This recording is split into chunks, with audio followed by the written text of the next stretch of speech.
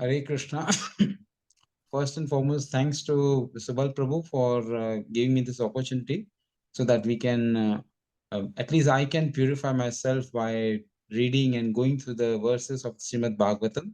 And as you all know that we are studying, not reading, we are studying Srimad Bhagavatam, first canto, 11th chapter, and the title of the chapter is Lord Krishna's entrance into Dwarka. And we have covered 33 verses, and the last class was by his, by Jai Govind Prabhu, which was very wonderful class. And today we are going to cover up the shlokas from 34 onwards, and we'll try to see we cover all the shlokas which are remaining from this chapter. So before starting that, let's get the blessings and mercy from our Guru and the previous acharyas. We start with Om Namo Bhagavate Vasudevaya. Om Namo Bhagavate Vasudevaya. Om Namo Bhagavate Vasudevaya.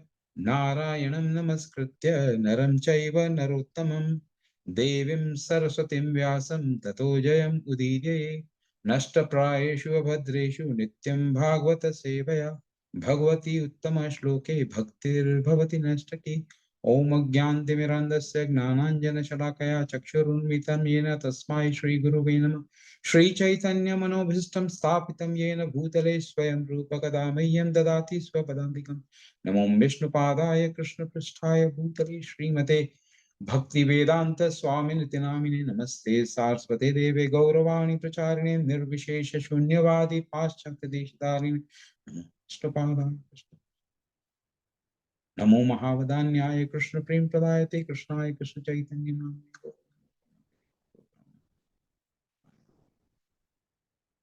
Yeah. Hare Krishna.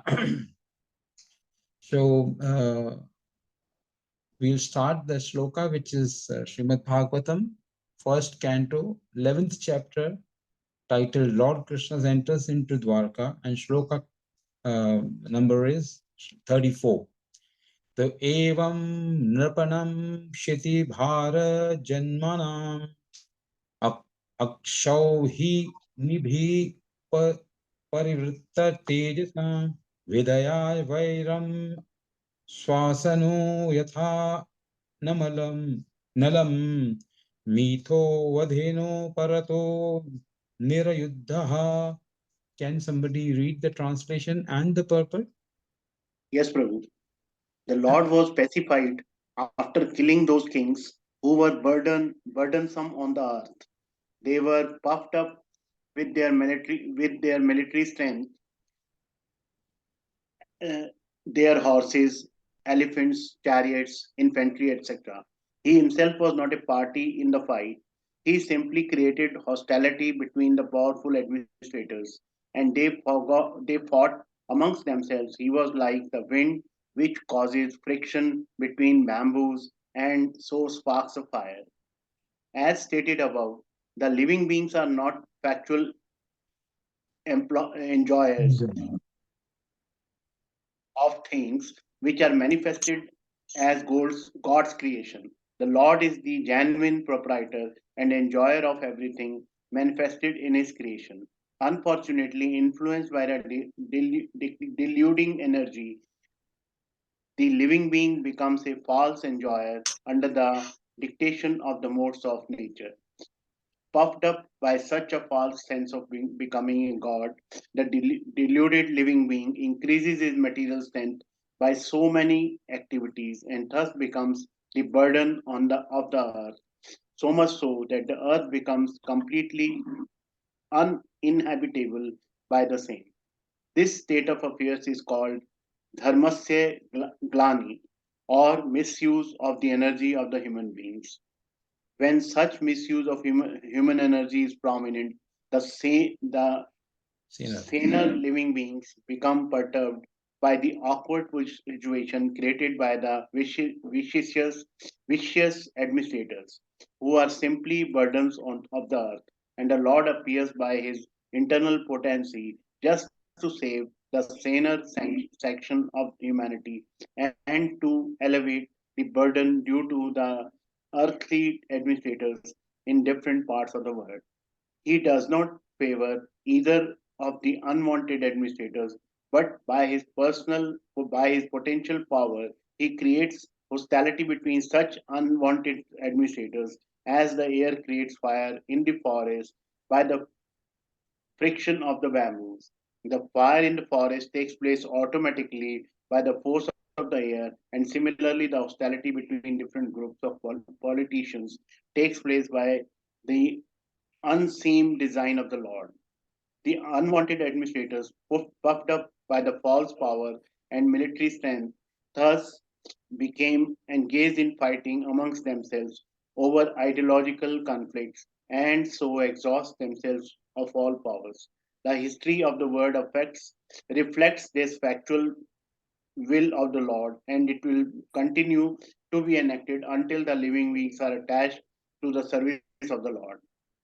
In the Bhagavad Gita 7.14, this fact is very vividly described. It is said that deluding energy is my potency, and thus it is not possible for the dependent living beings to supersede the strength of the material modes. But those who take shelter in me, that is the personality of the Godhead, Shri Krishna, can cross over the gigantic ocean of the material energy. This means that no one can establish peace and prosperity in the world by fruitive activities or by speculative philosophy or ideology. The only way is to surrender unto the Supreme Lord and thus become free from the illusion of the deluding energy. Unfortunately, persons who are engaged in destructive work are unable to surrender to the personality of the Godhead. They are all fools of the first order. They are the lowest in the human species of life. They are robbed of their knowledge, though apparently they seem to be academically educated. They are all of the demonic mentality, always challenging the supreme power of the Lord. Those who are very materialistic, always hankering about material power and strength, are undoubtedly fools of the first order because they have no information of the living energy. And being ignorant of that supreme spiritual science, they are absorbed in the material science, which ends with the end of the material body. They are the lowest of human beings because the human life is especially meant for re-establishing the lost relation with the Lord, and they miss this opportunity by being engaged in material activities. They are robbed of their knowledge because even after prolonged speculation, they cannot reach to the stage of knowing the personality of the Godhead. Thus, summum bonum of everything. The end, all of them are men of demonic principle, and they suffer the consequences, as did such materialistic heroes as Ravan, Hiranyakashyap, Kansa, and others. Hare Krishna. Thank you so much, Prabhu. Thank you very much for reading the translation and the purport. So, what we see in this translation and in the purport, Srila Prabhupada has very nicely given as to how the people who are of demoniac mentality, what they do and what should not be done. And Srila Prabhupada has given the examples, so we'll look into that. I just, go to this point in the purport which says that this means that no one can establish peace and prosperity in the world by fruitive activities or by speculative philosophy or ideology. The only way is to surrender unto the Supreme Lord and thus become free from the illusion of the deluding energy. Now, if we read this passage and if we see the last part of the purport, where Srila Prabhupada mentions, and all of them are men of demoniac principles, and they suffer the consequences as did such materialistic heroes as Ravana, Hiranyakashipu, and Kamsa. So very nicely, if we connect this part, we can understand that the the demoniac people, who were as demoniac as Ravana, Hiranyakashipu, and Kamsa, They couldn't establish the supremacy. So what to talk about the people of the today's world? So uh, and if we want to have the peace over the universe, what's the best way is to surrender. This is what Srila Prabhupada mentions in the only way is to surrender unto the Supreme Lord and thus become free from the illusion of deluding energy. So deluding energy is Maya, which makes the person go round and round and gets the people entangled in this Janma Mrityu Jara Vyadi and the cycle of birth and death.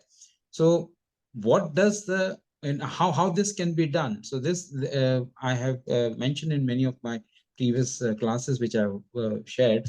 There was a pond in which there were fishes, and the fishes and the fisherman, he used to come every day and he used to cast his nest of in the evening, and next day he used to come and pick up the he used to drag the net, and all the fishes which were entangled in the net, he used to go and take them.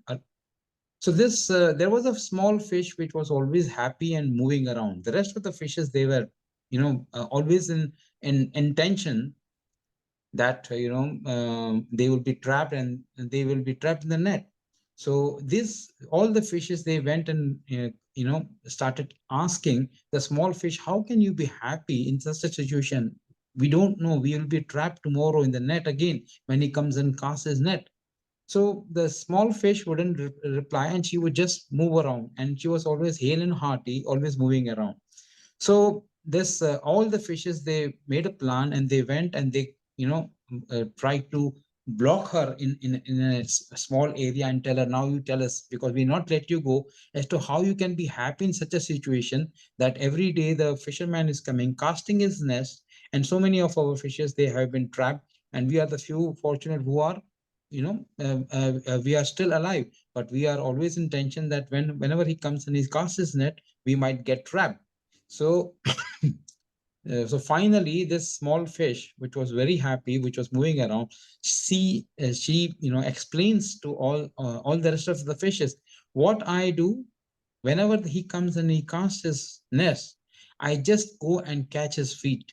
I catch the feet of the fisherman. So what happens? He casts his net over the lake, over the pond, but he will not do that on his feet because he'll get himself trapped. So what I do, I just go and move around near his feet and hold off his feet. So when he casts his nest and goes off, then I am off the net and I'm moving around. So similarly, what we have to do, we have to surrender, and we had to take the shelter of the Lord, catch his feet, and ensure that the Maya or the deluding energy, they don't come and trap us. So this is one of way of surrender which I wanted to share. Then another story is of a hunter. The hunter, he goes into the forest, and he had made up his plan that he would hunt rabbit and take it home for a feast. So when he goes into the jungle for hunting, there are four rabbits. Now this hunter, he tries to aim at one of the rabbit. So all the rabbits, they move in different directions. So he is unable to concentrate. What should he do? So what these rabbits, they did, they went around, came back, and they came back and sat. All the four of them, they sat near his feet and they started cuddling his feet. Now, this hunter, he was shocked that I'm going to kill them. I was about to kill them, but these rabbits, they have come and they are licking my feet, and they are just trying to give me a warmth on my feet. So his heart melts, and he says he changes his mind of hunting the rabbits. So this is when a hunter who has such a strong heart, and he gets his heart melts seeing this kind of an affection and love from the rabbits. Why can't the Lord be so merciful? Lord is ever merciful. So we have to grab his feet and see that and bow before him, so that we can get the mercy of the Lord every now and then. And this is a way of surrender. So the now there is another here, there is a portion which is mentioned. Unfortunately, in the purport, unfortunately, persons who are engaged in destructive works are unable to surrender to the personality of the Godhead. Now, persons who are engaged in destructive works, so the example is given below, which is of Ravana and Hiranyakashipu and others. So when they are making destructive works, they are unable to surrender to the personality of Godhead. Now, what exactly surrender means? So there was a lecture which I was hearing in which they said the sir means the head in Hindi, under अंदर करना है यानी नीचे करना है या under the feet of what, under the feet of your guru, under the feet of the Lord.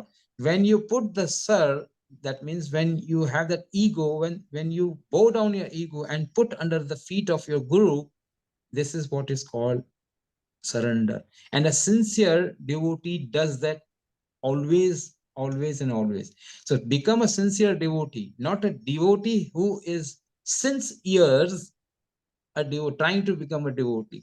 Try to become a sincere devotee. A sincere devotee will always have the qualities of the devotees which are mentioned in the scriptures, which we can discuss about in some other classes. What is the purpose of human life? This is again explained in this purport. They are the lowest of human beings because the human life is specially meant for re-establishing the lost relationship with the Lord, and they miss this opportunity by being engaged in the material activities. So here Srila Prabhupada also explains what is the purpose of the human life. He says that it is re-establishing the lost relation with the Lord. We were with the Lord, but because of our we wanted to enjoy, and that's the reason Lord has made this place to come and enjoy. But here, this is Dukkhalayama Shashwatam. This place is full of miseries. So what is the purpose of our life? We should re-establish the lost relation, the connection which has been lost from the Lord. This is to be the purpose of our life. Human life is to re-establish the relation. So this is what is mentioned here in this shloka number 34. So let's go to shloka number 30. Hare Krishna. Prabhu, there is a word used, summon bonum. Yes, in totality. They cannot reach to the state of knowing the personality of Godhead, the summum bonum of everything, the complete package, a complete thing. He is, who is Lord, who is Bhagwan? Bhagwan has Shat Aishwaryas. What are the Shat Aishwaryas? So that's BSKRFR. What are the Shat Aishwaryas? BSKRFR. B stands for beauty. Then S stands for strength. K stands for knowledge. R stands for riches. F stands for fame, and R again stands for renunciation. So all these 6 qualities are there in Lord in totality. So that's what is called Samam Bhum. Thank you. Can we go on to the next shloka now? It's the shloka Srimad Bhagavatam, shloka number 35. The shloka says, Sa eva naraloke asmin avatirna swa mayaya reme sri ratna kutasto bhagavan prakrito yatha. So can somebody read the translation and the purport, please? Sure.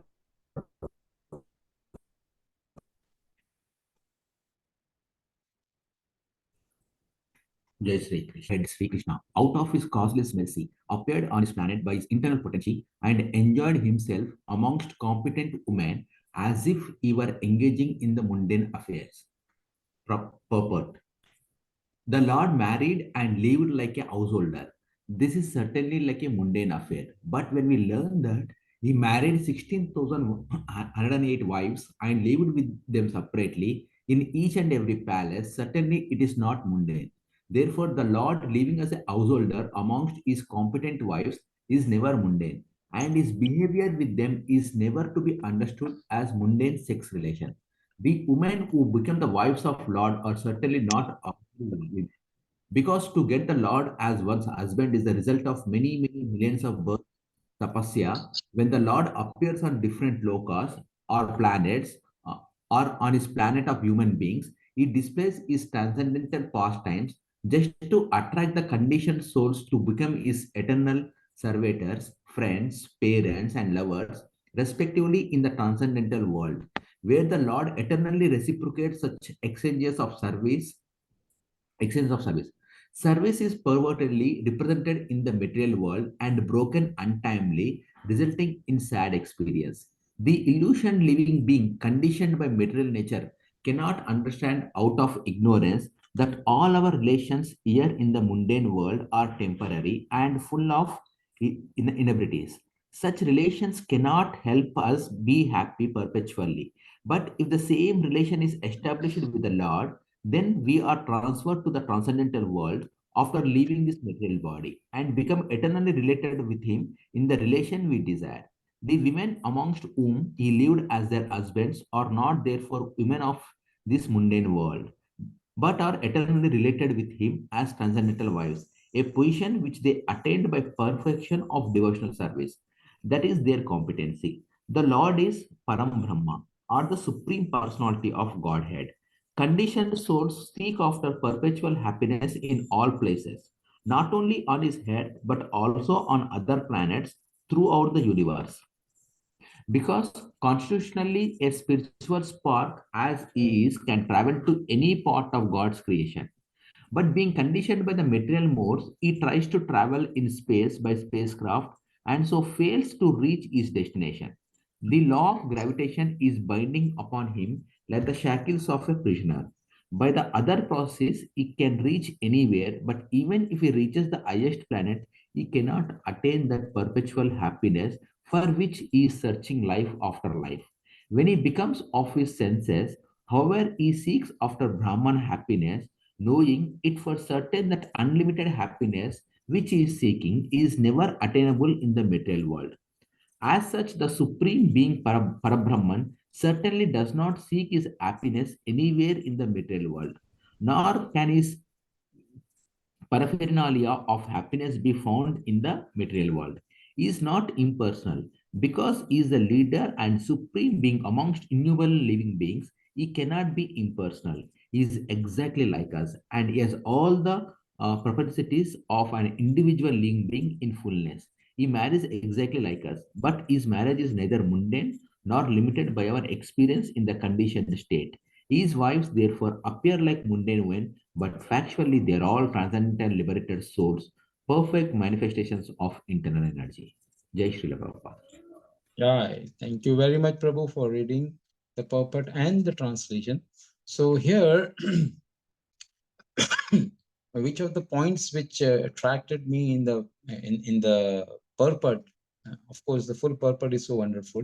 All the purpose of Srila Prabhupada are so wonderful, so nicely explained, so that we can understand each and every aspect of the spirituality.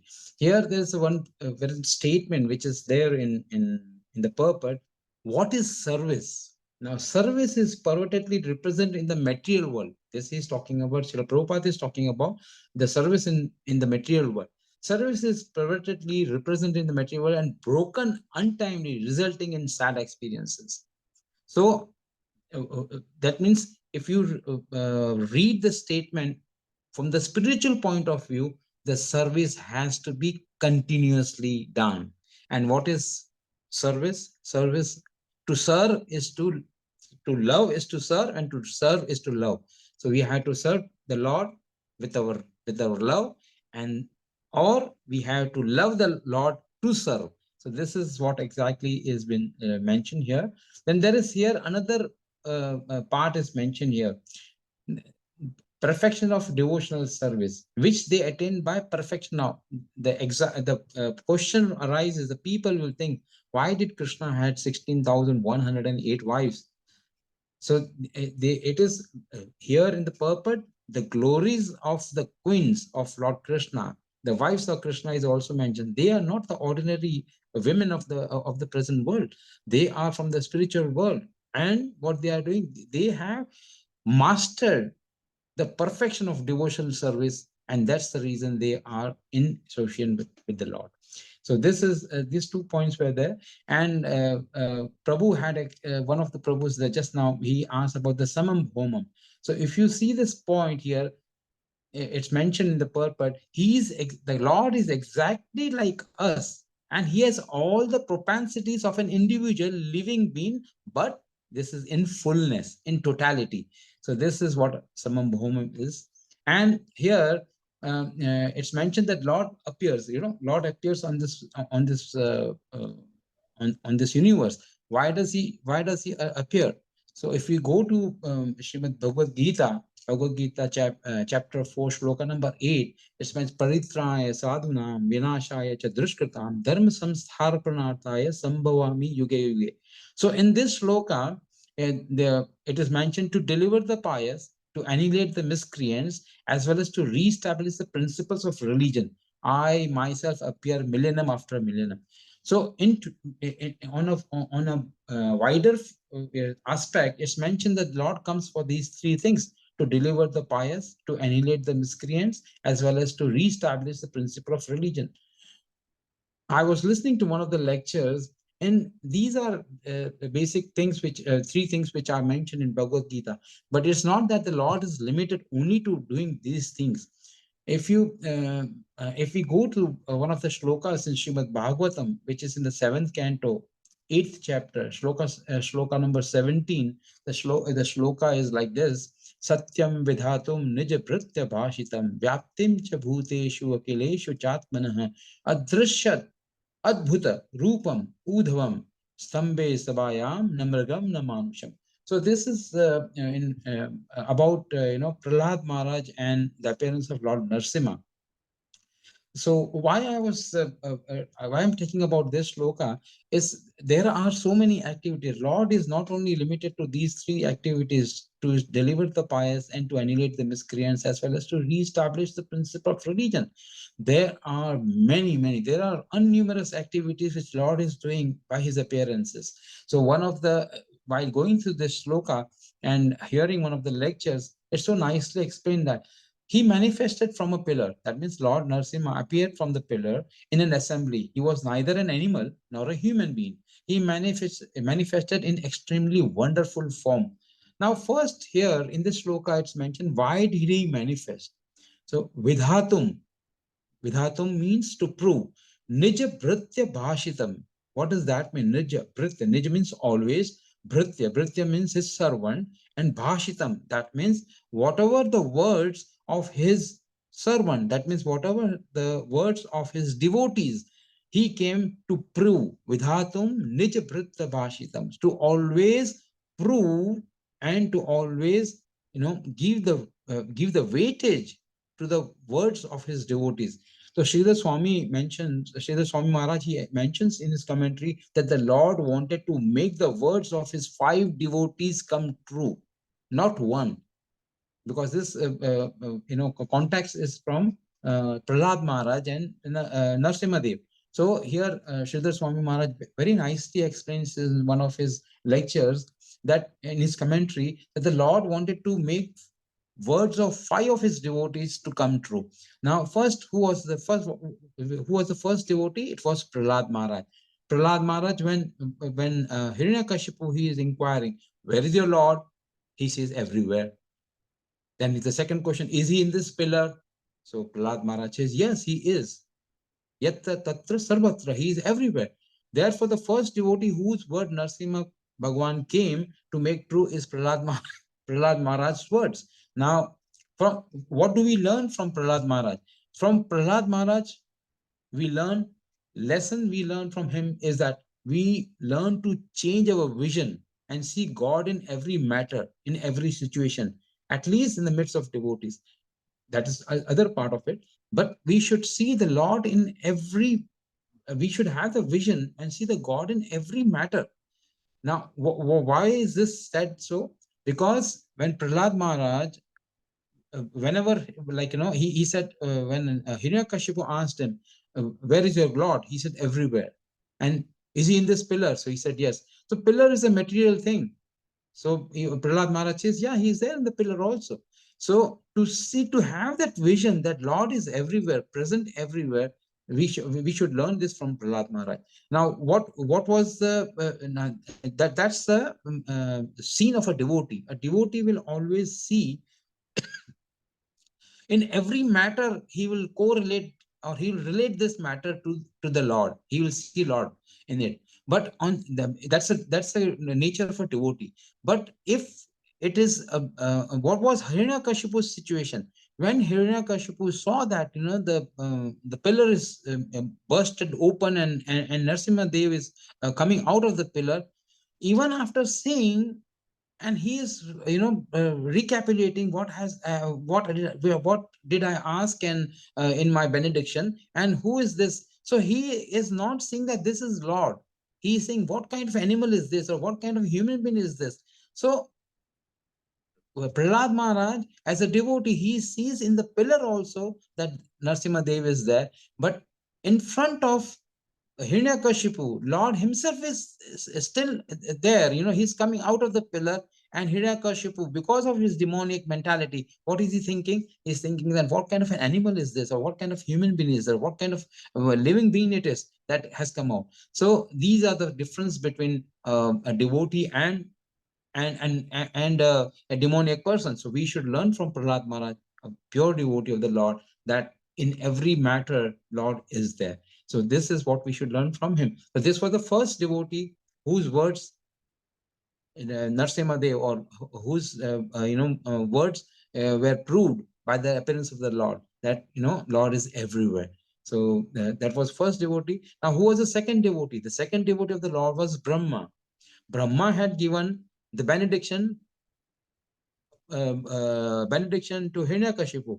Now, all these, whatever he had asked for, all these qualities, or all these, parameters were covered by Narasimha Dev.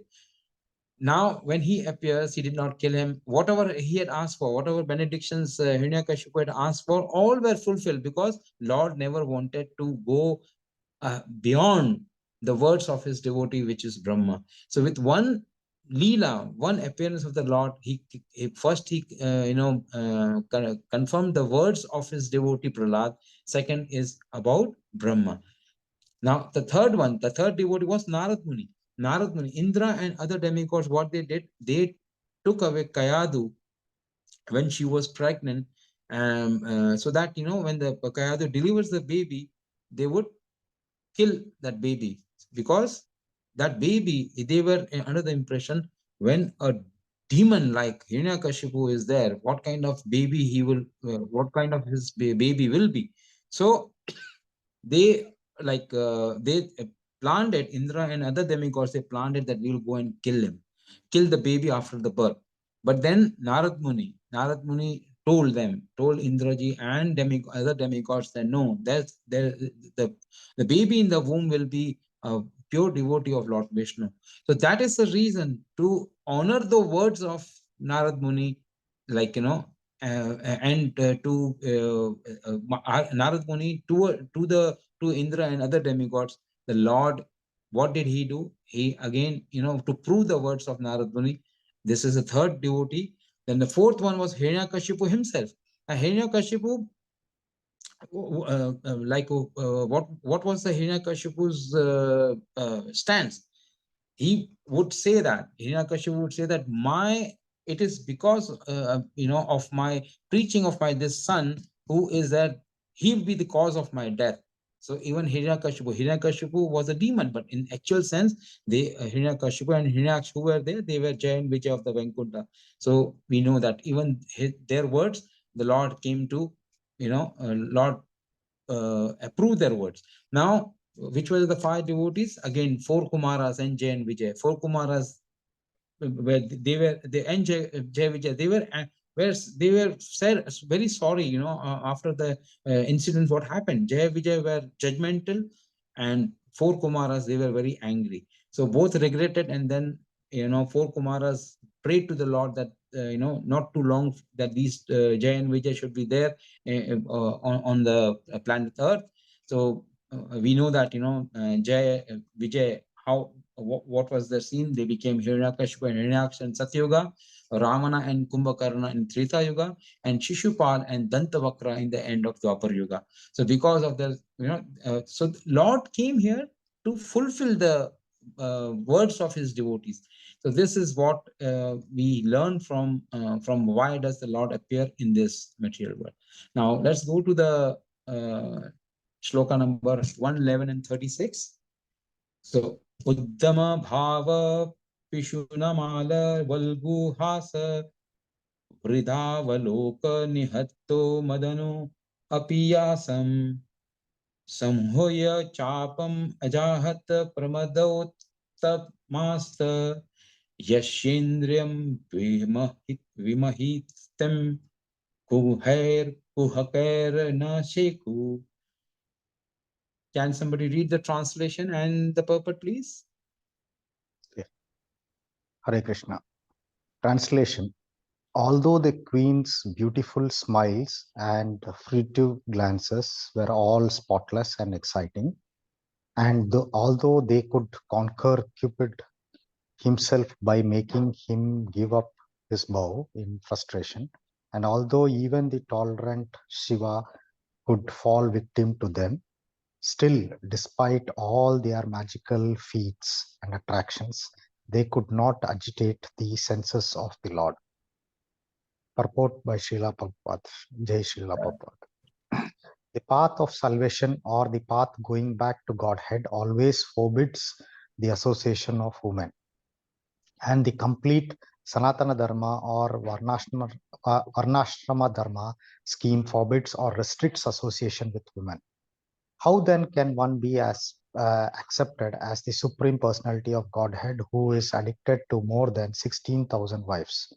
This question may be relevantly raised by inquisitive persons really anxious to know about the transcendental nature of the Supreme Lord. And to answer such questions, the sages of Naisharanya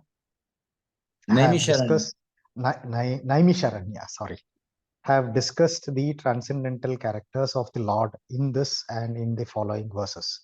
It is clear herein that the feminine attractive features which can conquer Cupid or even the supreme most tolerant Lord Shiva could not conquer the senses of the Lord. Cupid's business is to invoke mundane lust. The whole universe is moving, being agitated by Cupid's arrow. The activities of the Lord are being carried on by the central attraction of male and female. A male is searching after a mate to his liking, and the female is looking after a suitable male. That is the way a material stimulus. That is the way of a material stimulus. And as soon as a male is combined with a female, the material bondage of the living being is at one tightly interlocked by sex relation. And as a result of this, both the males and the females' attraction for sweet home, motherland, bodily offsprings, society and friendship and accumulation of wealth becomes the illusory field of activities. And thus a false but indefilable attraction for the temporary material existence, which is full of miseries, is manifested. Those who are therefore on the path of salvation for going back home, back to Godhead, are especially advised by all spiritual instructions to become free from such paraphernalia or material attraction. And that is possible only by the association of the devotees of the Lord who are called the Mahatmas. Cupid arrows this arrow upon the living beings to make them mad after the opposite sex. Whether the party is actually beautiful or not, Cupid's provocations are going on, even among beastly societies who are all ugly looking in the estimation of civilized nations. Thus, Cupid's influence is exerted even almost the ugliest forms, and what to speak of the most perfect beauties. Lord Shiva, who is conquered to be most tolerant, was also struck by Cupid's arrow because he also became mad after the Mohini incarnation of the Lord and acknowledged himself to be defeated. Cupid, however, was himself captivated by the grave and exciting dealings of the goddess of fortune, and he voluntarily gave up his bow and arrow in a spirit of frustration. Such was the beauty and attraction of the queen of Lord Krishna. Yet they could not disturb the transcendental senses of the Lord. This is because the Lord is all perfect, Atmarama, or self-sufficient. He does not require anyone's extraneous help for his personal satisfaction. Therefore, the queen could not satisfy the Lord by their feminine attractiveness, but they satisfied him by their sincere affection and service. Only by unalloyed transcendental love service could they satisfy the Lord, and the Lord was pleased to treat them as wives in the reciprocation. Thus, being satisfied by their unalloyed service only, the Lord reciprocated the service just like a devoted husband. Otherwise, he had no business becoming the husband of so many wives. He is the husband of everyone, but to one who accepts him as such, he reciprocates. This unalloyed affection for the Lord is never to be compared to mundane lust. It is purely transcendental. And the grave dealings which the queen displayed is natural feminine ways were also transcendental because the feelings were expressed out of transcendental ecstasy. It is already explained in the previous verses that the Lord appeared like a mundane husband, but factually his relation with his wives was transcendental, pure and unconditional by the modes of material nature. Jai Srila Prabhupada, Hare Krishna. Jai, Jai, Jai, Jai. Thank you so much, Prabhu. If we now in this purport in the translation, if we see this earlier, the Srila Prabhupada is raising the question that this question may be relevant raised by inquisitive persons really anxious to know about the transcendental nature of the Supreme Lord. And to answer such a question, the sage of name, this is about the 16,000 16,000 wives for Lord Krishna. So the Srila Prabhupada very nicely explains that about Cupid and how how this can be like how the devotees can overcome and the arrows of Cupid.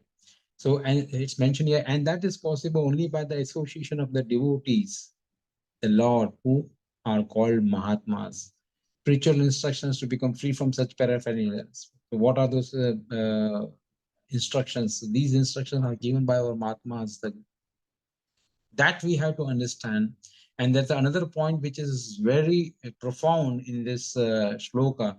Therefore, the queens could not satisfy the Lord by their feminine attractiveness, but they satisfied him by their sincere affection and service. So as I told you, when service again is what is seva? Service is to love the Lord and love the Lord unconditionally. So here that's only by unalloyed transcendental loving service could they satisfy the Lord, and the Lord was pleased to treat them as wives in reciprocation.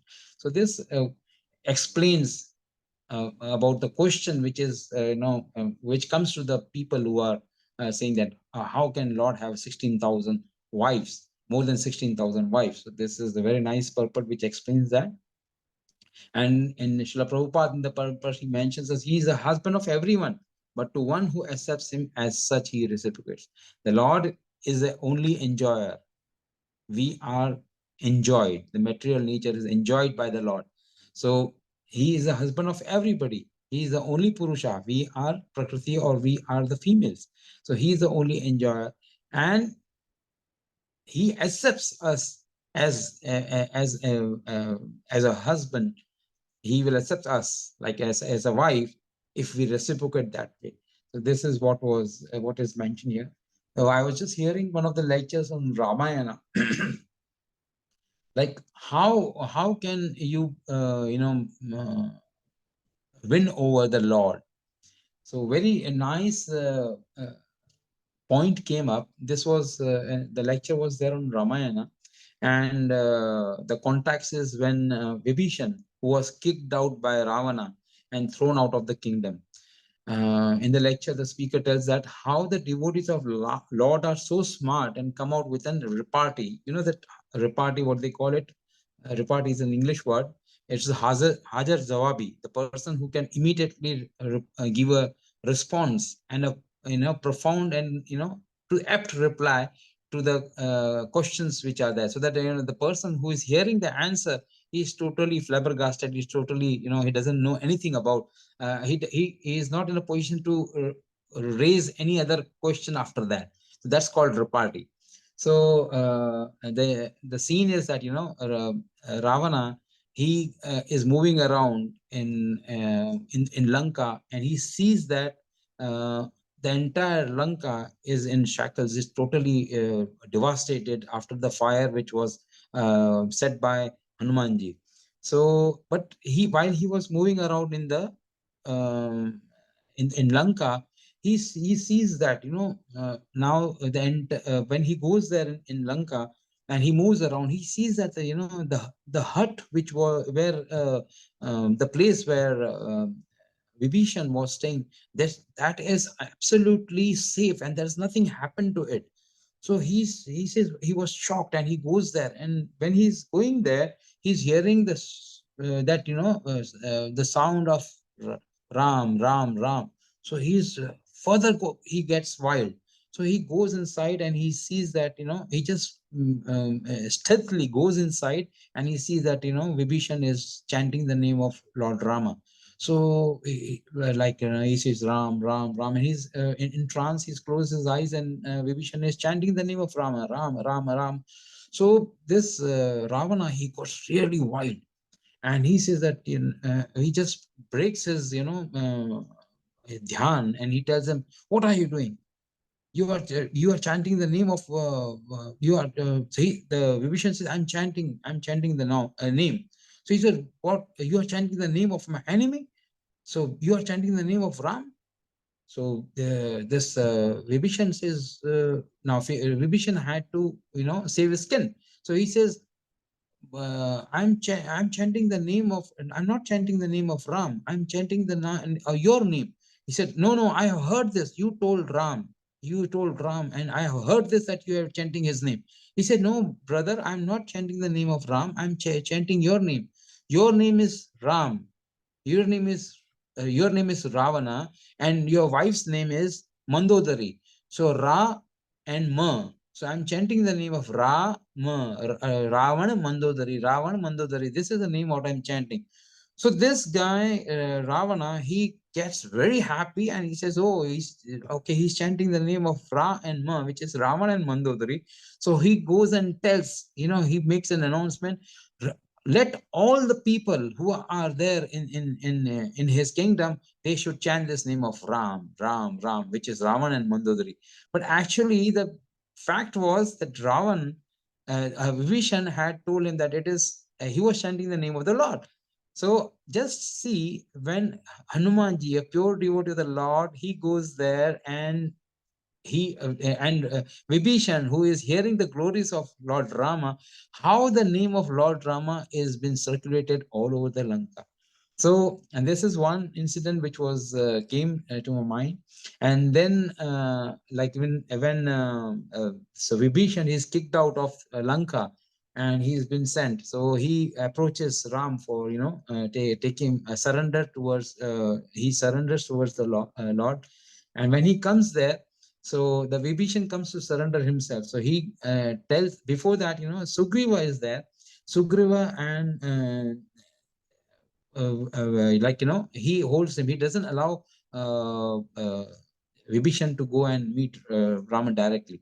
So Vibhishan, he goes there, and he goes and tells Rama and Lakshmana that this Vibhishan has come, and he wants to come and join our party. He wants to come and join our side.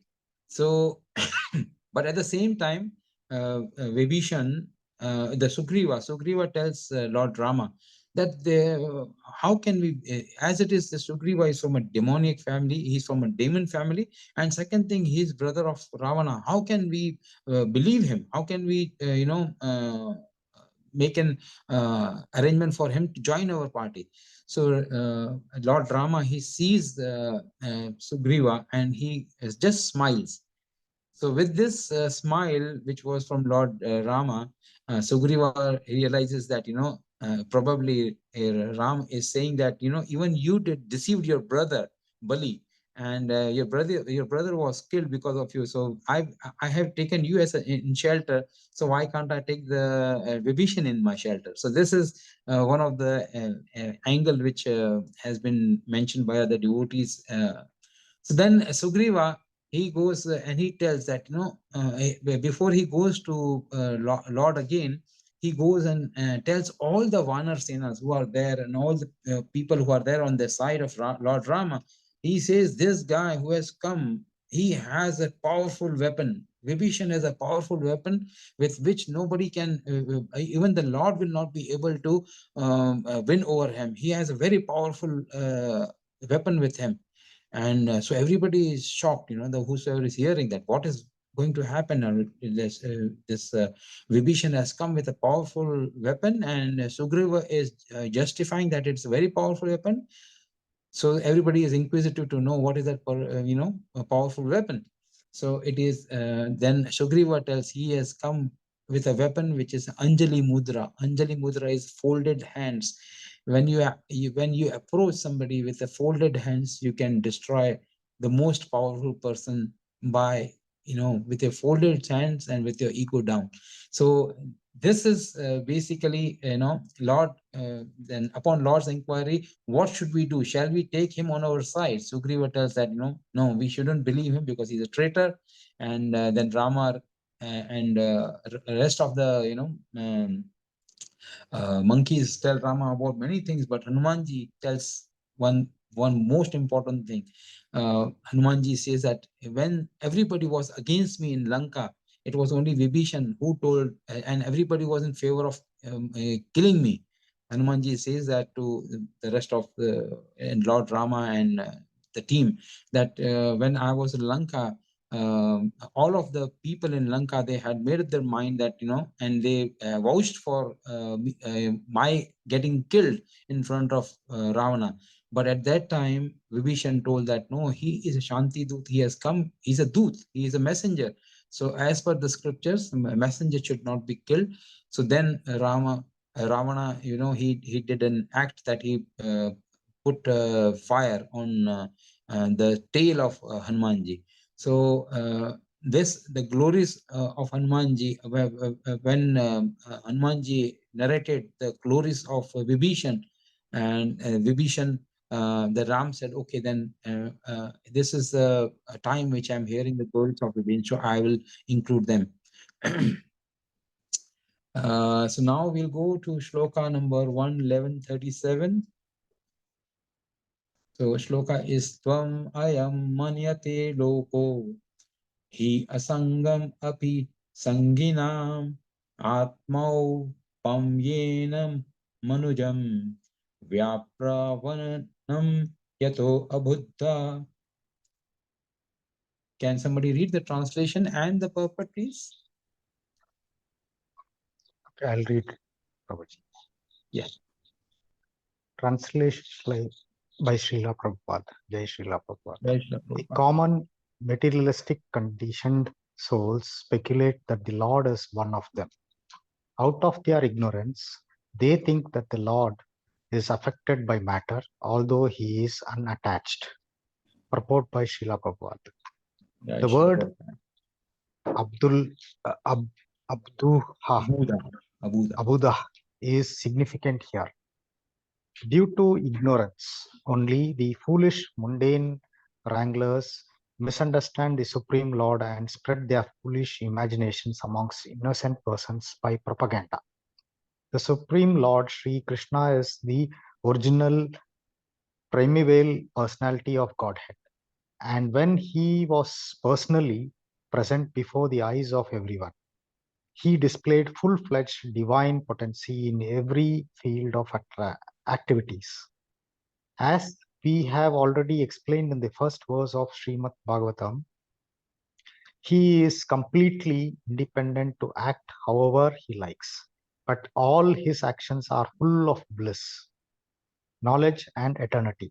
Only the foolish mundaners misunderstand him, unaware of his eternal form of knowledge and bliss, which is confirmed in Bhagavad Gita and Upanishads. His different potencies work in a perfect plan of natural sequence and doing everything by the agency of his different potencies. He remains eternal, the supreme independent. When he descends to the material world by his causeless mercy of different living beings, he does so by his own potency. He is not subject to any condition of material modes of nature, and he descends as is originally.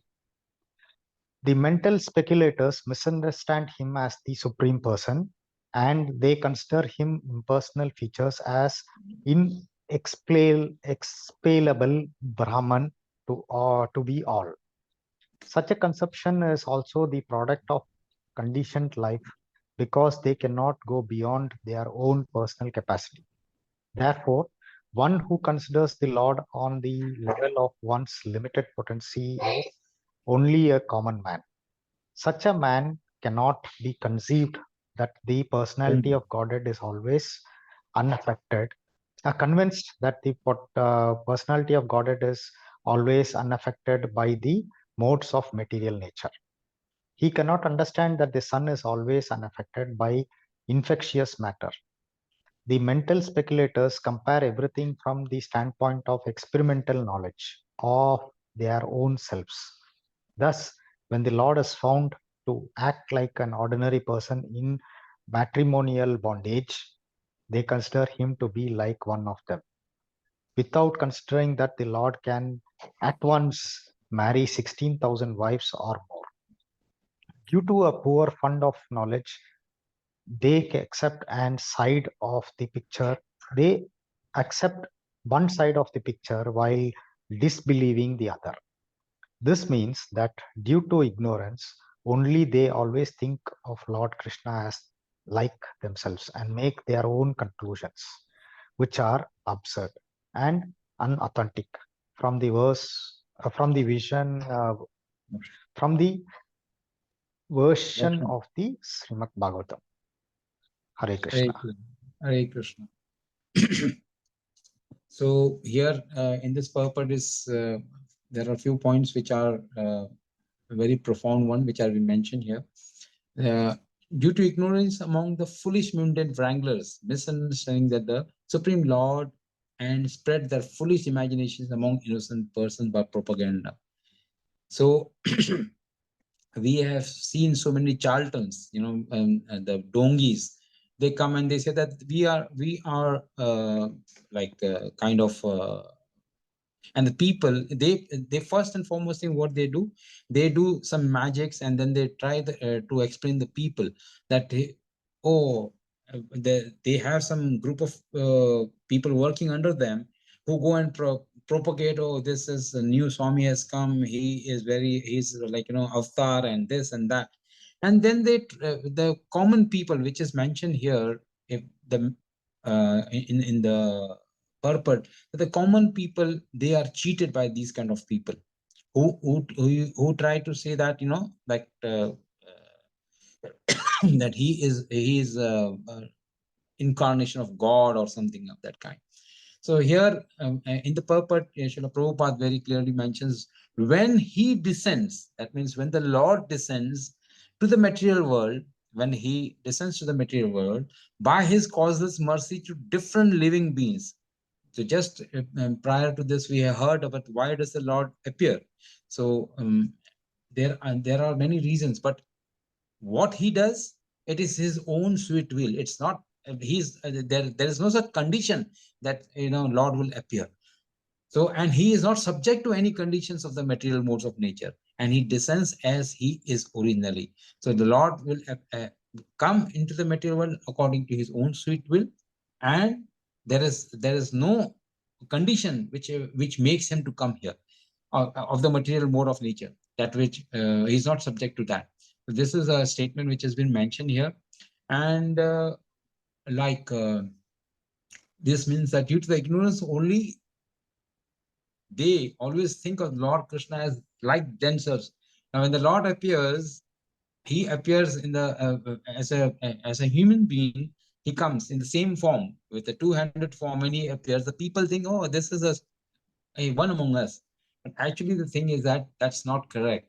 Lord has he comes with all his potencies, and here what Srila Prabhupada mentions that this means that due to ignorance, only they always think of Lord Krishna as like themselves and make their own conclusions, which are absurd and unauthentic from the version of Srimad Bhagavatam.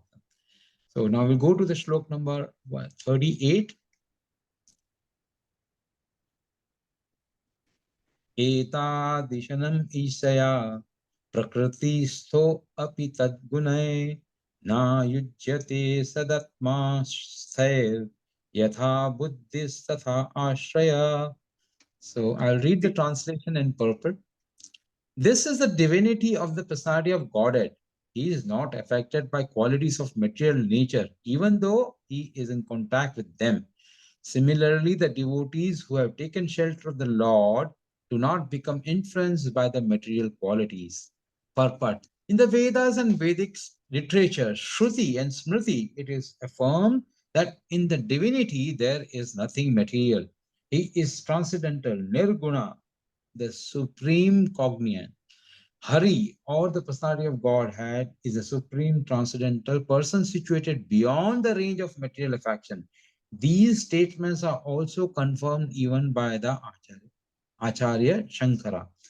One may argue that his relationship with the goddesses of fortune may be transcendental, but what about his relationship with the Yadu dynasty, being born in that family, or his killing the non-believers like Jarasanga and other asuras directly in contact with the modes of material nature? The answer is that the divinity of the personality of God is never in contact with the qualities of material nature in any circumstances. Actually, he is in contact with such qualities because he is the ultimate source of everything. Yet, he is above the actions of such qualities. He is known therefore as Yogeshwara, or the master of mystic powers, or in other words, the all-powerful. Even his learned devotees are not affected by the influence of material modes. The great six Goswamis of Vrindavan all came from greatly rich and aristocratic families, but when they adopted the life of mendicants at Vrindavan, superficially they appeared to be in the wretched conditions of life, but factually they were richest of all in spiritual values. Such Mahabhagavatas or first grade devotees, although moving among men, are not contaminated by honor or insult, hunger or satisfaction, sleep or wakefulness, which are all resultant actions of the three modes of material nature. Similarly, some of them are engaged in the worldly dealings yet are unaffected. Unless these neutralities of life are there, one cannot be considered situated in transcendence. The divinity and his associates are on the same transcendent plane, and the glories are always sanctified by the actions of Yoga Maya, or the internal potency of the Lord. The devotees of the Lord are always transcendental, even if they are sometimes found to have fallen in their behavior. The Lord emphatically declares in Bhagavad Gita 9:30 that even if an unalloyed devotee is found to be fallen due to a previous material contamination, he is nevertheless to be accepted as fully transcendental. He is nevertheless to be accepted as fully transcendental because of his being engaged 100% in the devotional service of the Lord.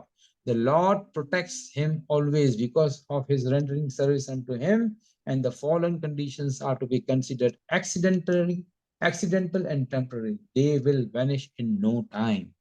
Hare Krishna. This purport is the one which explains about the Lord and about his energies. Now, here it is mentioned that, that here the word in the purport, Hari, or the personality of God, is he is transcendental, nirguna.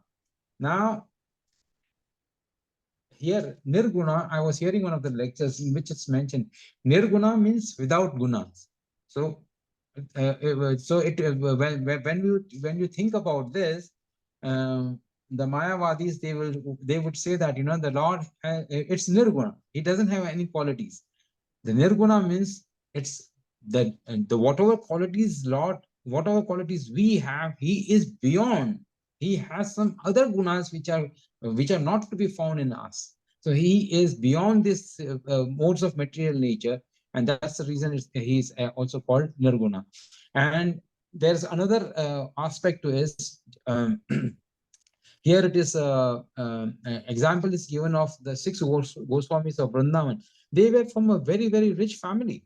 Now, but when it's come and but they uh, accepted to stay in a condition like they were not affected by, it's clearly mentioned that by honor or insult, hunger or satisfaction, sleep or wakefulness, these kind of things which they are affecting the people who are on the platform of, on the material platform.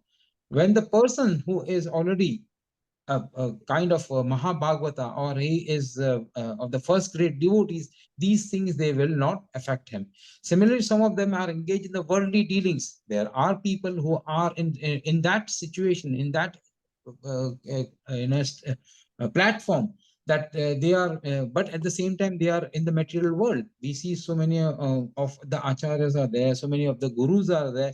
They are moving around in the material world just like all of us, but transcendently they are situated at a higher platform. So this is what is mentioned in this shloka. And further it is mentioned that even if the person who has fallen down after serving the Lord for long and he's fallen down, he should not be neglected or left out, because the Lord himself, the Lord protects him always because of his rendering service unto him, and the fallen conditions are to be considered accidental and temporary, so they will vanish in no time. This is what the purport mentions. So let's go to the shloka number 39. तौमिनीरे अबला Buddha स्त्रैणं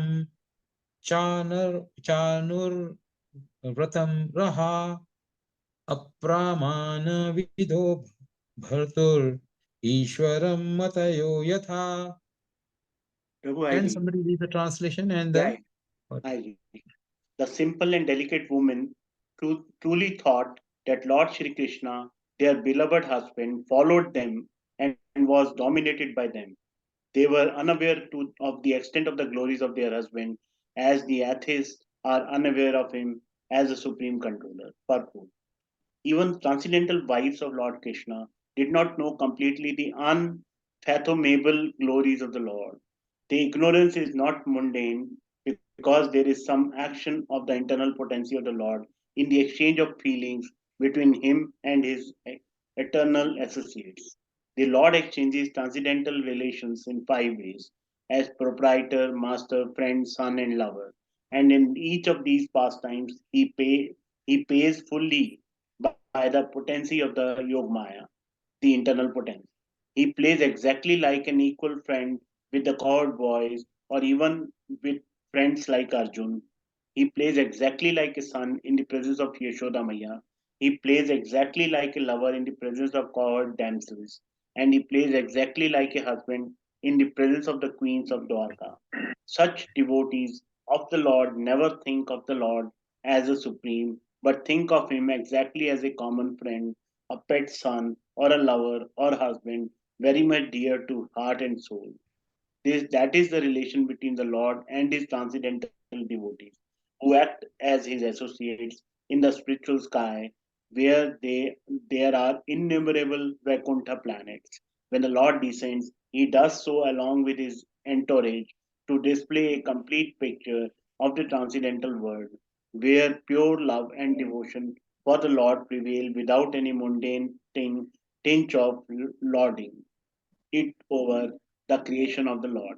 Such devotees of the Lord are all liberated souls, perfect representations of the marginal or internal potency, in complete negation of the influence of the external potency. The wives of Lord Krishna were made to forget the immeasurable glories of the Lord by the internal potency so that they might not be any flaw of exchange, and they took it for granted that the Lord was a hand-packed husband, always following them in lonely places. In other words, Even the personal associates of the Lord do not know him perfectly well. So what to do? What do the thesis writers or mental speculators know about the transcendental glories of the Lord? The mental speculators present them different theses as to his becoming the cause of the creation, the ingredients of the creation, or the material and efficient causes of the creation, etc. But all this is but partial knowledge. All this is but partial knowledge about the Lord. Factually, they are so as ignorant as the common man. The Lord can be known by the mercy of the Lord only, and by no other means. But since the dealings of the Lord with his wives are based on pure transcendental love and devotion, the wives are all on the transcendental plane with without material contamination. Hare Krishna. Hare Krishna. Thank you so much, Prabhu. Hare Krishna. Okay. Krishna. This is the last shloka of this chapter. So in this, the important point which is mentioned here, like Lord plays exactly like an equal friend with the coward boys, or even with the friends like Arjuna. He plays exactly like a son in the presence of Yashoda Mata. He plays exactly like a lover in the presence of a coward damsel, and he plays exactly like a husband in the presence of Queen of Dwarka. Such devotees, such devotees of Lord never think of the Lord as the supreme, but think of him exactly as a common friend, pet son, or a lover, or husband, and even very much dear to heart and soul. So this is basically the quality of the Lord. When the Lord is there, one of the qualities of Lord, he expands in such like as it's been. He's a friend to Arjuna. He's friends to his cowherd boys. His son to Yashoda Mata, and he's so these can a mundane person expand to that level? No, he cannot. So that is the quality of the Lord. He expands, and he has the reciprocation as a person loves him. So in different modes, if a person loves him Lord as his son, he will reciprocate him as a son. If a person loves him as his master, he will reciprocate him as his master. So this is what the qualities of the lords are, which has been mentioned here. And why the wives or the damsels of Vrindavan or Arjuna, they did not know that Lord is a supreme personality of Godhead, because when Lord is dealing with them, he needs to have that intimate relation with them. And if for example, the Yashoda Mata, she knows that Krishna is the supreme personality of Godhead, she will not be able. She will leave that relationship of a child, of a son and mother, and she would make the Lord sit on an altar and start doing the puja for her. So basically the thing is that Lord is restricting those things so that he can enjoy and his devotees can enjoy the relationship. So Lord is never really revealing that he is the supreme Lord. And in the end, very profound statement is mentioned here, that only but since the dealing of the Lord with his Lord can be known. See, this is very profound statement which has been mentioned here, that Lord can be known only by the mercy of the Lord himself. When the Lord gives the guru. Now here when the people, they might ask, what is the purpose of a guru then? Then if for example whenever the mercy of the Lord is there, and then only we can know the Lord's qualities, or we can know we can have the relationship with Lord. So what's the importance of guru then? The importance of guru is here that he is the bridging. He is bridging between us and the Lord. He is the bridge which makes a way for us to the Lord. So I was just hearing one of the lectures on this topic. Let me just take out that points and we can share for just another 5-10 minutes. Yeah. So I just hearing. I'll just go immediate on some few of the points. So what is the purpose of a guru then? When Lord, if the people might argue that if it's a mercy of Lord, then only I'll be able to get His mercy and I'll be able to know. So there is no point of having a guru. So what exactly the guru is that? This point came to my mind, so I wanted to share that with you. Now, why do we approach a guru? So let's just go and understand. The first thing why we approach a guru is to learn. Learn from guru who is God, who I am, what is my relationship with God, and how to revive that relationship. So these are the things which guru will explain it to you. So there might be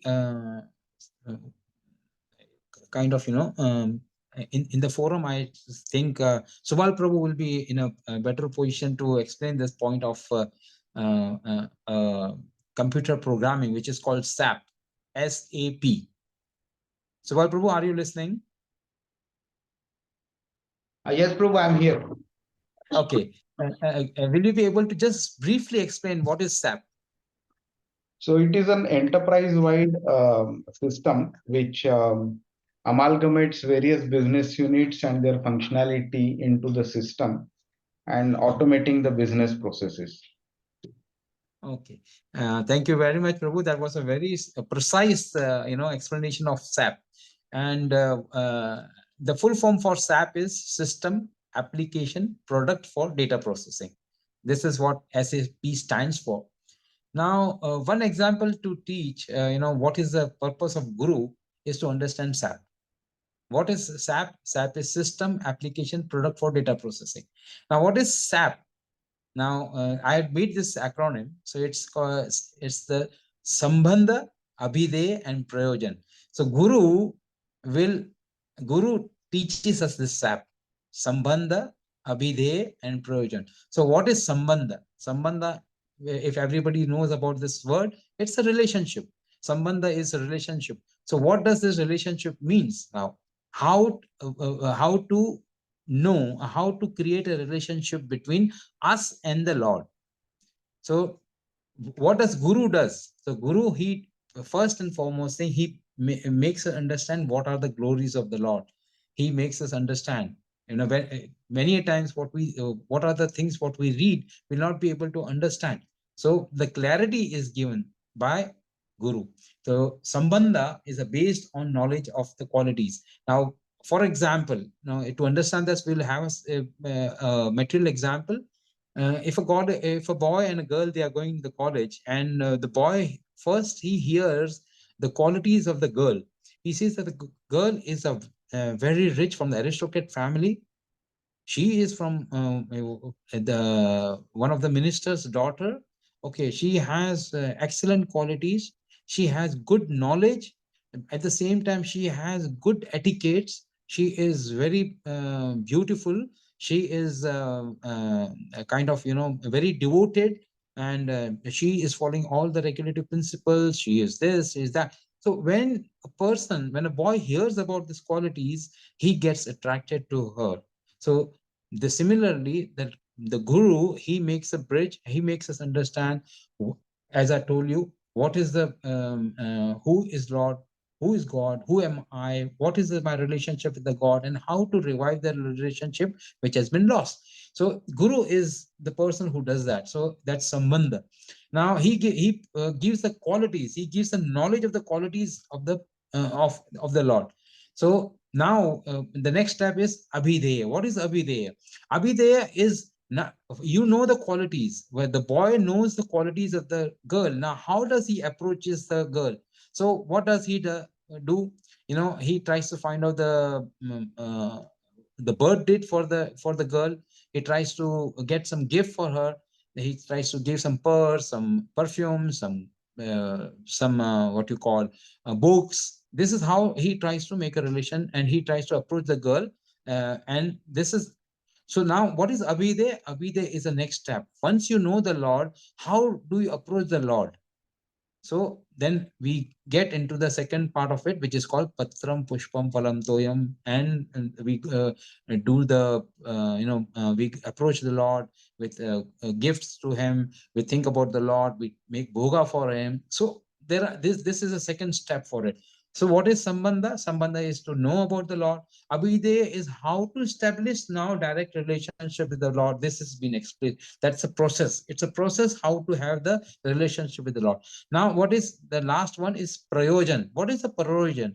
Now, when a boy meets the girl and he gives the gift, now the gifts, even the gifts are exchanged between both of them, then what happens? Then the boy approaches the parents, or his parents approaches the parents of the girl, and then they get into the relationship, they get married, they have children.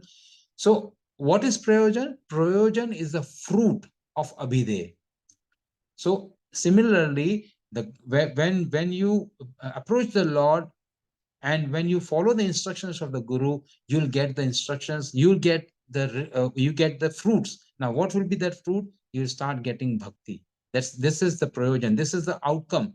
The love and affection which a boy gets after getting married, his children, and all that thing. This is similarly when we approach the Lord. When we approach the Lord as per the instructions provided by the spiritual master and the Guru, then we have the fruits of it. That's called prayojan. So this is basically what it is there. So in the last shloka, which we're just going through, in that it's mentioned it's only because of the mercy of the Lord. So before getting the mercy of the Lord, we will definitely get the mercy of the Lord if it has been sanctioned, it is sanctioned by our Guru. When we approach Guru gives the instructions, we have to follow those instructions, and based on the instructions of the Guru, when we are going ahead, we will get the prayojan, we'll get the fruits of the, we will get the fruits, the taste of the fruits, what we will. And to understand that we are getting the fruits, we definitely need Guru. We have to explain that, I have been doing this, these are the experiences what I'm getting through. That's called prayojan. So Guru is there, and we have to approach the Guru who is from the sampradaya, and who is from the four authenticated sampradaya. That again BSKR, which is Brahma Sampradaya, Sri Sampradaya, Kumar Sampradaya, and Rudra Sampradaya. So we have to approach the Guru who is from the Sampradaya, so that we can establish the relationship with the Lord, and we have to establish the Sambandha, then it's Abhideya, and finally it's Prayojan. So it is S is for system, A is for application, and P is for Prayojan, which is our product data processing. Hare Krishna. I think I've taken enough time. If anybody wants to add some points, add some some things which I've missed out, please do so. Hare Krishna. Dandavat pranam to everybody.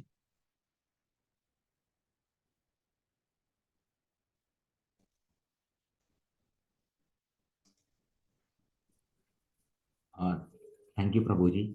Any question, anybody? During your lecture, you said that when Narasimha Dev appeared to fulfill the words of his five devotees, Prahlad Yeah. Maharaj, Narada Muni, Hiranyakashyap. Who is the fifth person, Swami? I told you 4 Kumaras and Four Kumaras. Jai Vijay and 4 Kumaras. Okay. So Brahma, Narad Muni, Prahlad Maharaj, 4 Kumaras, and Hiranyakashipu. Hiranyakashipu, yeah. Hiranyakashipu himself was saying that, it is because of my son I'll die. So, okay, you die because of your son. Got it. So Jai Vijay, you mean to say? Yeah. So और एक point था, some few maybe 1 or 2-3 months back, in Nityam Bhagavad Sevaya, I got the opportunity to give a lecture, and coincidentally it was about the 16,000 queens of Krishna.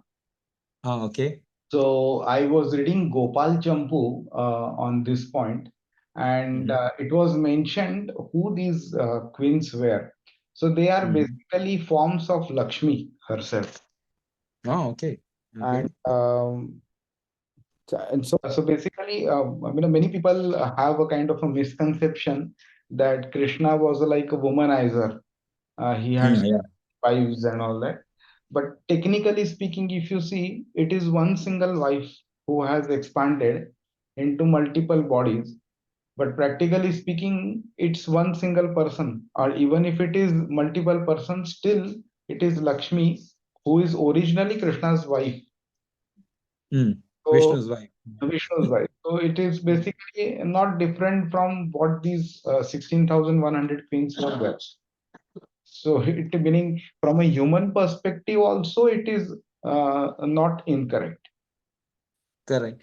See, many of the leelas of the Lord, we will not be able to understand until unless it's been, we get the instructions, or we get the explanations from the Guru and the acharyas. See, just now what you said, if even if we try to explain it to somebody who is a mundane person, there will be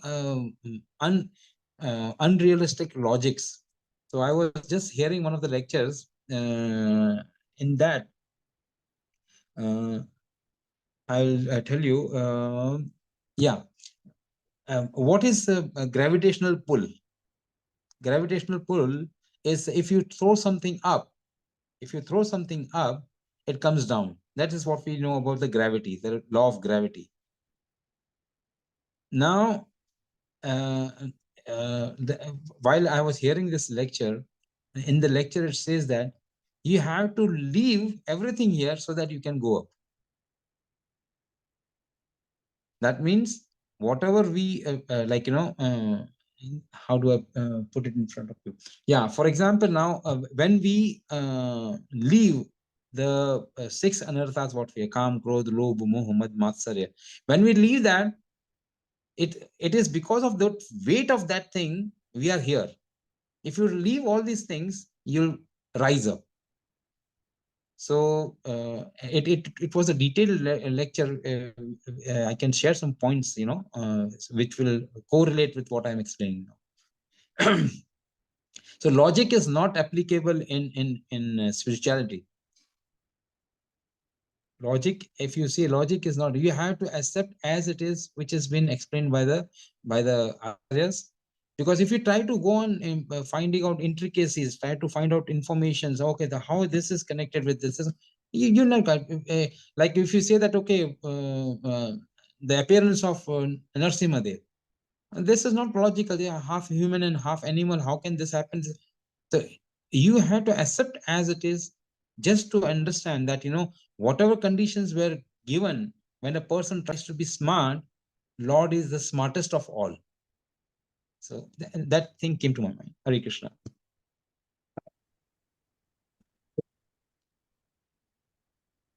Sorry, Prabhu, if we have to extend that point, actually logic is applicable, but it's that we fall short of being able to think one step forward logically. And that's another perspective to it. Yes, definitely. Because we, as it is, our senses, they are limited. Exactly. So Our senses are limited. I had read one article many years back. So there, this person had talked about, you know, um, a kind of a question to be asked to God, which and or basically an action we should ask God to perform, which He will not be able to perform. So, for example, we should ask, meaning the author was saying, we should ask God to create something which He Himself also cannot destroy. So now, if He can create something which He cannot destroy, then because He cannot destroy, that means He is not omnipotent.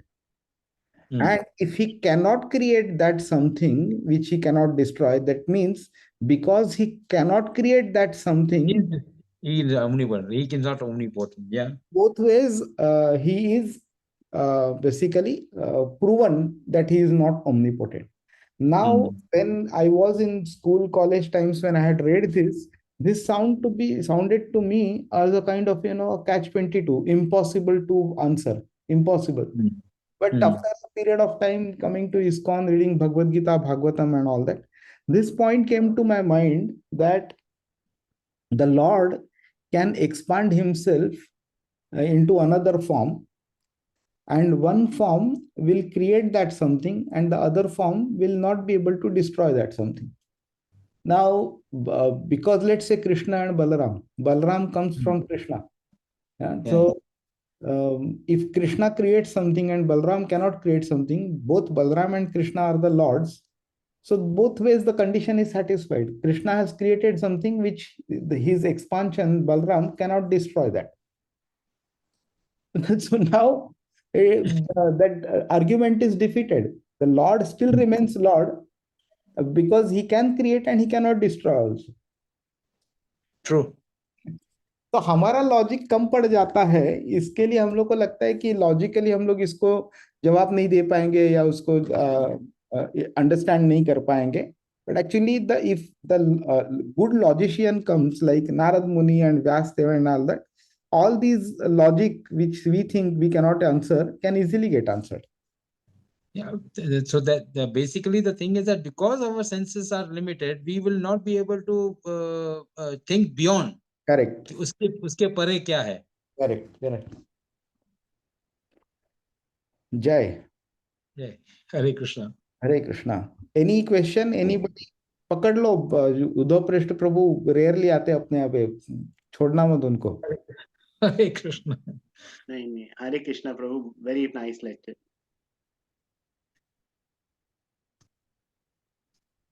Okay. So if there is no more question, we can take a break until next Saturday. So thank you, Prabhuji, and thanks a lot Thank you. for sharing your Thank you. knowledge. I should be thanking you, Subal Prabhu, for giving me this opportunity so that I could go through, try to understand. So many points are there. If you read Bhagavatam one time, you will not be able to understand. You have to read 10 times. Every now and then something new arises, some new